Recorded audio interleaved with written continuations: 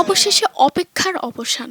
Mango calendar অনুযায়ী আজ বুধবার ১৩ মে বেলা ১২টা থেকে আনুষ্ঠানিকভাবে চুয়াডাঙ্গায় শুরু হয়েছে আম সংগ্রহ কার্যক্রম। এর মধ্যে দিয়ে জেলার বাজারগুলোতে পাওয়া যেতে শুরু করেছে মৌসুমের প্রথম দিকের আটি, গুটি ও বোম্বাই জাতের আম। দুপুরে চুয়াডাঙ্গা শহরের মহিলা কলেজ পাড়ার একটি আম বাগানে আম সংগ্রহ কার্যক্রমের উদ্বোধন করেন জেলা প্রশাসক লুৎফুন নাহার। এ সময় স্থানীয় আম চাষি, ব্যবসায়ী ও কৃষি বিভাগের কর্মকর্তারা উপস্থিত ছিলেন।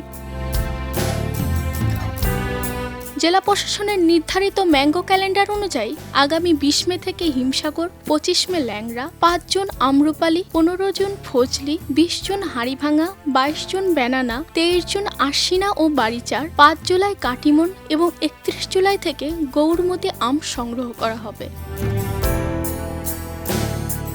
উদ্বোধন শেষে জেলা প্রশাসক লুৎফুন নাহার বলেন, নির্ধারিত ম্যাঙ্গো ক্যালেন্ডার আম বাগান মালিক ও ব্যবসায়ীদের অবশ্যই অনুসরণ করতে হবে। ক্যালেন্ডারের ব্যাঘাত ঘটলে সংশ্লিষ্টদের বিরুদ্ধে জরিমানা সহ আইনগত ব্যবস্থা নেওয়া হবে।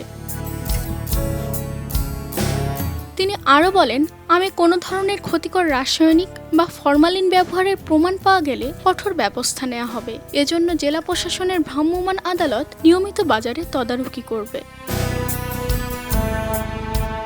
এ সময় উপস্থিত ছিলেন কৃষি সম্প্রসারণ অধিদপ্তরের উপপরিচালক মাসুদুর রহমান সরকার, সহকারী কমিশনার আব্দুল আল শামীম, প্রেস ক্লাব সভাপতি নাজমুল হক স্বপন, আম চাষী ও ব্যবসায়ী সমিতির সভাপতি আব্দুল কুদ্দুস মহলদার, সহসভাপতি আব্দুল করিম সহ স্থানীয় চাষী ও ব্যবসায়ীরা।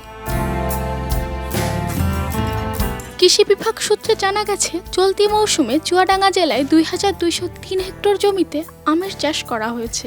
এবছর জেলায় প্রায় ৩০,৮৪২ মেট্রিক টন আম উৎপাদনের লক্ষ্যমাত্রা নির্ধারণ করা হয়েছে।